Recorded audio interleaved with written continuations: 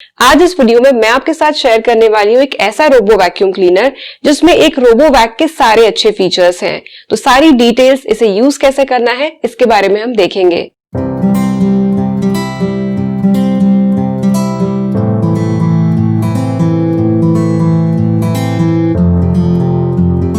ये robo vacuum cleaner झाड़ू लगाने के साथ साथ पोछा लगाने का भी काम करता है। तो चलिए देखते हैं Agaro alpha robo vacuum cleaner. Agaro alpha robot vacuum cleaner आता है एक पावरफुल ब्रशलेस मोटर के साथ।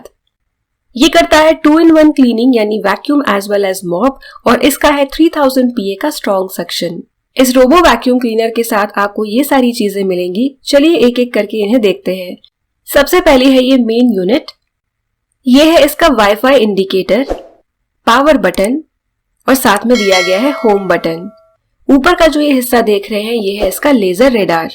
सामने की तरफ दिया गया है बम्पर। वैसे तो ये रोबो किसी चीज से टकराता नहीं है, पर अगर टच भी हो जाए तो ये बम्पर शॉक एब्सॉर्ब करने का काम करता है। ये रोबो यूज करता है एडवांस स्लैम लीडार टेक्नोलॉजी, जिस वजह से मैपिंग और रूट प्लानिंग एकदम प्रिसाइज होती है। यहाँ पर दिया गया है रीसेट बटन, तो कोई भी पॉइंटेड चीज यूज करके आप इस रोबो को रीसेट कर सकते हैं। यह है इसका 2-in-1 dust and water tank. इसके ऊपर कुछ इंस्ट्रक्शंस दिए गए हैं जिनमें बताया गया है कि इसे कैसे खाली करना है, कैसे साफ करना है। क्योंकि ये 2-in-1 dust and water tank है तो पानी भी आप इसी टैंक में भर सकते हैं इस जगह से। तो इसकी कैपेसिटी है 250 ml। टैंक के इस हिस्से में जमा होगा कचरा और धूल मिट्टी। इसकी कैपेसिटी है 240 ml। यहाँ पर दिए गए हैं फिल्टर्स। तो सबसे ऊपर वाला है इसका प्राइमरी फिल्टर। इसे निकालेंगे तो अंदर आपको दिखेगा हेपा फिल्टर और स्पंज फिल्टर। साथ ही में आपको मिलेगा ये मॉप बोर्ड जिस पर लगा हुआ है मॉप क्लॉथ। तो मॉप बोर्ड पर मॉप क्लॉथ वेलक्रो से लगा हुआ है, इसे खींचकर आप निकाल सकते हैं। इस मॉप क्लॉथ को निकालने के बाद आप क्लीन कर सकते हैं, धो सकते हैं और वापस यूज कर सकते हैं। तो इस तरह का एक और मॉप क्लॉथ आपको इस रोबो वैक्यूम क्लीनर के साथ मिलेगा। इसे लगाना भी काफी आसान है और इन बटन्स को प्रेस करके आप इन्हें निकाल सकते हैं। अब रोबो को पलट देते हैं और देखते हैं इसकी नीचे वाली साइड। तो नीचे वाली साइड पर ये जो दो हिस्से आप देख रहे हैं, यहाँ पर जाएंगे साइड ब्रशेस। तो इसके साथ आपको मिलेंगी 2 जोड़ियां साइड ब्रशेस की, रेड एंड ग्रीन। तो इन पर मार्क किया गया है राइट एंड लेफ्ट। ऐसे 2 सेट आपको इस रोबो के साथ मिलेंगे। कलर के हिसाब से या फिर R and L देख के ही इन्हें प्लेस करें और हल्की सी क्लिक आवाज आने तक प्रेस करें। यह है साइड व्हील्स जो इस रोबो को थोड़े से ऊपर नीचे वाले सरफेस पर भी आसानी से चलने में हेल्प करते हैं। और सामने की तरफ दिया गया है ये मल्टी डायरेक्शनल व्हील जो इसे यहाँ वहां घूमने में मदद करता है। यह है रोलर ब्रश जो वैक्यूमिंग के साथ साथ कचरे को इफेक्टिवली उठाने में मदद करता है। यह है चार्जिंग डॉक जिस पर रेस्ट करके रोबो चार्ज होता है और 100% चार्ज होने के बाद ये 100 मिनट्स तक काम कर सकता है। यह है इसका चार्जर। तो चार्जर के पिन साइड पर लगाएं, उसके बाद जो भी एक्स्ट्रा केबल है उसे आप कंसील कर सकते हैं इस हिस्से में डाल के। एक्स्ट्रा केबल को आप एक केबल टाई से बांध ले और यहाँ पर डाल दें। इस तरह से आपका पूरा सेटअप जो है मेस फ्री हो जाएगा। आपको एक क्लीनिंग ब्रश भी इस रोबो के साथ मिलेगा, जिसे कैसे यूज करना है हम आगे देखेंगे। सबसे पहले अपने मोबाइल फोन में स्मार्ट लाइफ ऐप इंस्टॉल करें। तो ये एक 1 टाइम स्टेप है। इसके बाद अपने रोबो को पावर ऑन करें और 10 सेकेंड्स के लिए वेट करें।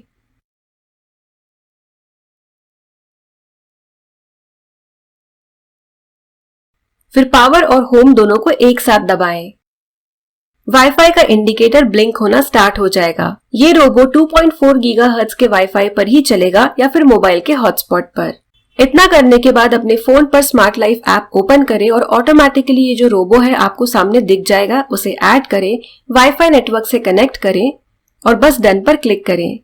यहाँ पर इस रोबो वैक का मोबाइल ऐप पर 1 टाइम कॉन्फ़िगरेशन कंप्लीट हो गया है। सबसे पहले मोबाइल ऐप पर दिए गए स्मार्ट बटन पर क्लिक करें। रोबो अपनी सफाई शुरू कर देगा। इस सफाई के साथ साथ ही फ्लोर का मैप भी बनेगा और ये मैप बनते हुए आपको ऐप पर नजर आएगा। आपको अलग से इसमें कुछ करने की जरूरत नहीं है, बस रोबो को बीच में आप बंद ना करें। इसमें अगर आप मोबाइल ऐप पर साथ में देखेंगे तो आपको मैप बनता हुआ नजर आएगा। अगर आपके घर में अलग अलग फ्लोर्स हैं तो हर फ्लोर पर आपको ऐसा एक मैप बनाना पड़ेगा। यहाँ पर मैप बन गया है और रूम्स भी मार्क हो गए हैं जो अलग अलग कलर्स से नजर आ रहे हैं। तो इन रूम्स पर क्लिक करके आप इन्हें रीनेम कर सकते हैं। तो नीचे जो नेम बटन है उस पर मैंने क्लिक किया है। यहाँ पर आपको ऑलरेडी कुछ ऑप्शंस मिल जाएंगे जिनमें से आप सिलेक्ट कर सकते हैं या फिर मैन्युअली लिखकर भी अपने रूम को रीनेम कर सकते हैं। इसके बाद सेव बटन पर क्लिक करें। अगर आप स्प्लिट फंक्शन पर क्लिक करेंगे तो जहां आपको रूम को स्प्लिट करना है वहां क्लिक करने के बाद ये लाइन आपको नजर आएगी और इससे आप अपने कमरे को 2 हिस्सों में या जितने हिस्सों में चाहें डिवाइड कर सकते हैं। जैसे यहाँ पर मैंने बेडरूम में से जो कॉरिडोर का हिस्सा है वो स्प्लिट किया है और डाइनिंग स्पेस से भी मैंने उस हिस्से को स्प्लिट कर दिया है। नेक्स्ट मैं क्लिक कर रही हूँ मर्ज बटन पर। मर्ज पर क्लिक करने के बाद उन 2 कमरों को या सेक्शंस को सिलेक्ट करें जिन्हें आपको एक करना है। तो आप स्प्लिट भी कर सकते हैं और मर्ज भी कर सकते हैं। नेक्स्ट देखते हैं कस्टम फंक्शन। कस्टम पर क्लिक करने के बाद एक रूम सिलेक्ट करें। अब हर रूम के हिसाब से आप ये सेटिंग्स चेंज कर सकते हैं, जैसे कि फैन की speed, energy saving, standard, strong, super. उसके बाद वाटर का लेवल लो, मिडिल, हाई, या फिर आप क्लोज भी कर सकते हैं पानी के लेवल को, यानी सिर्फ इसमें वैक्यूमिंग होगी। एंड कितनी बार आपको झाड़ू पोछा चाहिए। इसी तरह से बाकी के रूम्स पर 1 बाय 1 क्लिक करके आप इन सेटिंग्स को सिलेक्ट कर सकते हैं। नेक्स्ट है फॉरबिडन एडिट या नो क्लीनिंग जोन। तो इस पर क्लिक करें और जहां पर आपको झाड़ू नहीं चाहिए या फिर झाड़ू और पोछा नहीं चाहिए उस पर क्लिक करके आपको ये बॉक्स मिल जाएगा। इस बॉक्स को जिस हिस्से में आप एक्सपांड करेंगे वहां पर रोबो सफाई नहीं करेगा। तो यहाँ पर मैं अपने जो घर के टेरेस है और बाथरूम के सेक्शंस हैं वो सिलेक्ट कर रही हूँ। अब इतना करने के बाद सेटिंग्स पर जाकर रूम मैनेज पर जाएं और यहाँ पर सेव बटन दबा दें। यहाँ पर आपका मैप सेव हो गया। ये सारी चीजें आपको हर बार अब करने की जरूरत नहीं है। मैप को भी आप एक नाम दे सकते हैं और फ्लोर के हिसाब से मल्टीपल मैप्स बना सकते हैं। जिस मैप को आप यूज करना चाहते हैं उसके लिए आप यूज मैप करें। यहाँ पर एक ही मैप है फिलहाल। अब इसके बाद सेटिंग्स के सारे फंक्शंस देख लेते हैं। सबसे पहला है मैनुअल। तो इन एरोज पर क्लिक करके आप मैन्युअली रोबो को चला सकते हैं। अगला है रूम मैनेज। तो यहाँ पर आप मैप को सेव कर सकते हैं, डिलीट कर सकते हैं। लुकिंग फॉर मशीन्स पर क्लिक करके आप अपने रोबो को लोकेट कर सकते हैं। I am here. टाइमर पर क्लिक करके आप क्लीनिंग को एडवांस में स्केड्यूल कर सकते हैं और मल्टीपल स्केड्यूल्स बना सकते हैं। एक स्केड्यूल में आप टाइम सिलेक्ट कर सकते हैं, हफ्ते के दिनों को सिलेक्ट कर सकते हैं, स्वीप का काउंट आप सिलेक्ट कर सकते हैं। इसके बाद क्लीनिंग पोजीशन, यानी आपको जो स्केड्यूल करना है पूरे घर के लिए करना है या कुछ कमरों के लिए करना है। नेक्स्ट है सक्शन। तो यहाँ पर आपको eco, standard, strong and super strong 4 suction modes मिल जाते हैं। फिर है वाटर क्वांटिटी। तो लो, मिडिल, हाई आप ये वाटर क्वांटिटी सिलेक्ट कर सकते हैं और आप चाहें तो वाटर को बंद कर सकते हैं, यानी केवल वैक्यूमिंग होगी, मॉपिंग नहीं होगी। सफाई के बीच अगर रोबो की बैटरी लो हो जाती है और वो चार्जिंग डॉक पर चला जाता है तो चार्ज होने के बाद फिर से वो अपना काम रिज्यूम करे, उसके लिए है ये ऑप्शन। और नेक्स्ट है ये कस्टमाइज मोड। नेक्स्ट है वॉइस एंड वॉल्यूम। तो जो रोबो की आवाज आती है उसकी इंटेंसिटी आप कम ज्यादा कर सकते हैं। रिकॉर्ड वाले ऑप्शन में आपको जितनी भी क्लीनिंग हुई है उसके सारे रिकॉर्ड्स नजर आ जाएंगे। वाटर टैंक, रोलर ब्रश और साइड ब्रशेस जो है एक टाइम के बाद बदलने पड़ते हैं, तो उनकी क्या लाइफ अभी यूज हो गई है, कितनी बची हुई है, वो सारी डिटेल्स आपको यहाँ पर नजर आ जाएंगी। स्विच डिस्टर्ब पर क्लिक करके अगर आपको ये डू नॉट डिस्टर्ब वाला मोड ऑन करना है वो आप कर सकते हैं। इसे भी आप एक टाइम के लिए सेट कर सकते हैं। नेक्स्ट है क्लीनिंग मोड्स। तो 3 तरह के आपको मोड्स मिल जाएंगे। क्विक क्लीनिंग जहां पे रोबो एस शेप की सफाई करेगा, वाई शेप क्लीनिंग जहां पे वाई शेप का उसका पैटर्न होगा, और एजेस में केवल जो एजेस है दीवार की वहां पर सफाई होगी। तो डेमो में हम ये देखेंगे। डिवाइस की इन्फॉर्मेशन आपको यहाँ मिल जाएगी और उसके बाद है मॉप स्टेट। तो मॉप लगा हुआ है तो इंस्टॉल दिखेगा। वर्क मोड में आपको मिलेंगे 3 ऑप्शंस, स्वीप एंड मॉप यानी झाड़ू और पोछा। नेक्स्ट है स्वीप यानी केवल झाड़ू और तीसरा ऑप्शन है मॉप यानी केवल पोछा। तो आप इंडिविजुअली या फिर एक कॉम्बिनेशन सिलेक्ट कर सकते हैं। अब देखते हैं पिन एंड गो। इस पर क्लिक करने के बाद मैप पर जहां पर भी आप क्लिक करेंगे वहां पर आपको एक पिन नजर आएगी और रोबोट डायरेक्टली वहां पर जाकर ही सफाई करेगा। अगर आपको कोई एक रूम ही सिलेक्ट करना है तो सिलेक्ट रूम से आप वो रूम सिलेक्ट करें और रोबो वहां पर ही सफाई करेगा। अगर आपको एक छोटा सा हिस्सा सिलेक्ट करना है तो जोन पर क्लिक करें। इसके बाद आप स्वीप काउंट सिलेक्ट कर सकते हैं और स्वीप एरिया में एक डब्बा ड्रॉ कर दें। तो जहां आप ये बॉक्स ड्रॉ करेंगे रोबो केवल वहीं पर सफाई करेगा। अब देखते हैं डेमो। तो वाटर टैंक में मैं पानी भर रही हूँ। एक बार आपने मैप बना दिया, उसके बाद जो आपको मैप पर सेटिंग सिलेक्ट करके रखनी है वो कर दी, तो हर दिन आपको मैप वाली चीजें करने की जरूरत नहीं है। तो बस 2-in-1 dust and water tank को इंस्टॉल करें और इसके बाद स्मार्ट बटन पर क्लिक करें। जो भी आपने बाय डिफॉल्ट मैप सिलेक्ट किया हुआ है उसके हिसाब से रोबो सफाई करेगा। क्लीनिंग का मोड जो आपने सिलेक्ट किया हुआ है रोबो उस हिसाब से सफाई करेगा। जैसे यहाँ पर सिलेक्ट किया हुआ है वाई शेप्ड क्लीनिंग मोड, तो ये जो आप देख रहे हैं रोबो राइट में और लेफ्ट में हो रहा है, ये है वाई शेप्ड क्लीनिंग। इसके बाद अगर आपको क्विक क्लीनिंग करनी है तो रोबो एस शेप्ड पैटर्न में यानी आगे जाएगा और फिर घूमेगा, इस तरह से सफाई करेगा। थोड़ी बहुत धूल मिट्टी हो या फिर जमीन पर गिरा हुआ कचरा, ये रोबो बहुत अच्छे से वैक्यूम क्लीनिंग कर देता है। ह्यूमन हेयर हो या पेट हेयर, दोनों ये काफी अच्छे से क्लीन कर लेता है। साइड ब्रशेस की मदद से ये दीवार के कोने कोने से कचरा और धूल मिट्टी उठाकर साफ कर देता है।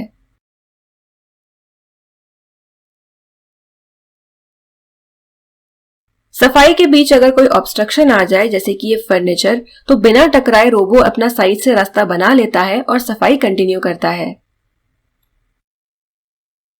यहाँ पर मैंने एक जोन सिलेक्ट किया हुआ है, तो ये मेरे डाइनिंग टेबल के सामने वाला हिस्सा है, तो रोबो केवल यहाँ पर ही सफाई कर रहा है। तो जरूरी नहीं है कि आपको रोबो पूरे घर भर में चलाना हो। अपनी रिक्वायरमेंट के हिसाब से अगर आपको इसे किसी छोटे हिस्से में भेजना है या फिर एक कमरे में भेजना है तो आप ऑप्शन सिलेक्ट कर सकते हैं। तो आपको मैप पर भी नजर आ रहा होगा कि केवल इस हिस्से में ये क्विक क्लीनिंग मोड यानी जो एस शेप क्लीनिंग मोड है उससे सफाई कर रहा है। सफाई के बाद ये वापस से अपने डॉक पर चला जाएगा। इसके अलावा अगर रोबो की बैटरी लो हो जाए या फिर आप ऐप पर से डॉक वाले ऑप्शन पर क्लिक करें तो ये अपने आप डॉक पर जाकर रेस्ट करेगा और चार्जिंग शुरू हो जाएगी। ये रोबो काफी एफिशिएंटली फर्नीचर के नीचे जाकर भी सफाई कर देता है। इसे आप कारपेट की वैक्यूमिंग के लिए भी यूज कर सकते हैं। इस समय पर आप वाटर का लेवल क्लोज रखें ताकि केवल वैक्यूमिंग हो। एक बार जो आपने क्लीनिंग स्टार्ट कर दी तो आपको ध्यान रखने की जरूरत नहीं है, अपने आप रोबो एक कमरे से दूसरे कमरे में जाकर सफाई करेगा। फ्लोर पर अगर पानी गिरा हुआ है या फिर जूस गिरा हुआ है तो उसे भी ये रोबो काफी एफिशिएंटली साफ कर देता है। यहाँ पर मैंने वाई मोड सेलेक्ट किया हुआ है।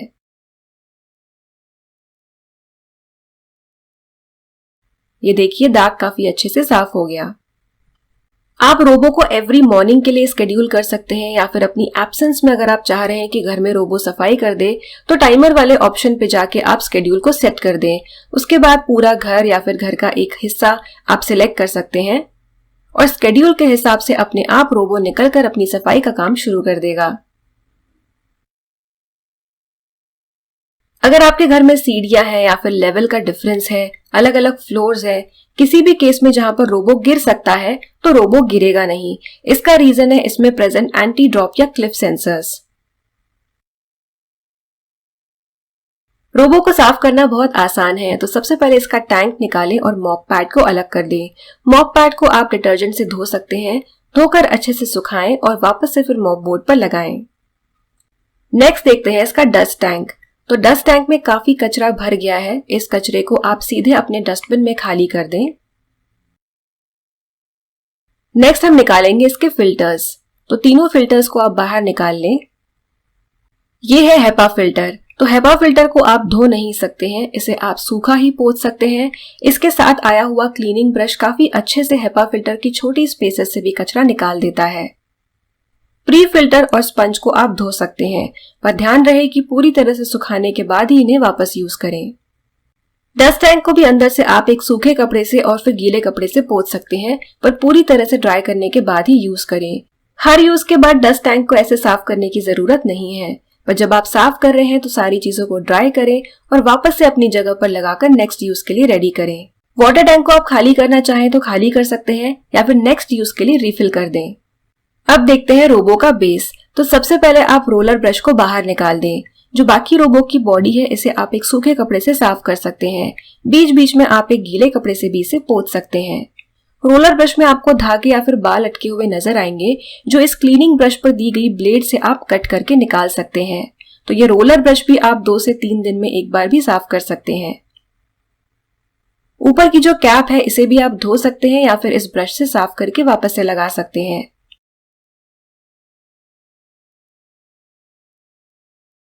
रोबो के ऊपर जो छोटी छोटी स्पेसेस दी है जहां पर धूल अगर बैठ जाए तो इस क्लीनिंग ब्रश से आप उसे साफ कर सकते हैं और बाकी का जो पूरा रोबो है इसे आप एक साफ कपड़े से पोंछ सकते हैं। रोबो पर दिए गए सेंसर्स को हमेशा साफ रखें।